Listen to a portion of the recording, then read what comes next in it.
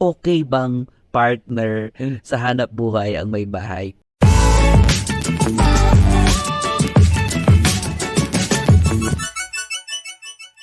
Okay bang partner sa hanap buhay ang may bahay? Well, principle number 2 is all about leverage on each other's strength and complement each other's weakness. Alam nyo po, yung wife ko, we're really complementary to each other.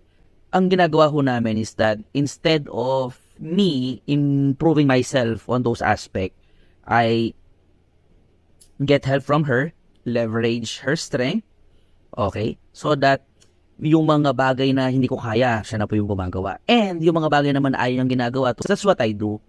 What's the advantage, no? If you will leverage on each other's strength and complement each other's weaknesses. These 3 things, improve productivity, lower down the cost, and harmony are the advantages if you will use this second principle or apply this principle sa mag-partner sa negosyo na mag-asawa. I hope you learned something new today, and always remember, in everything that you do it all for the glory of God. Maraming salamat po, and God bless you.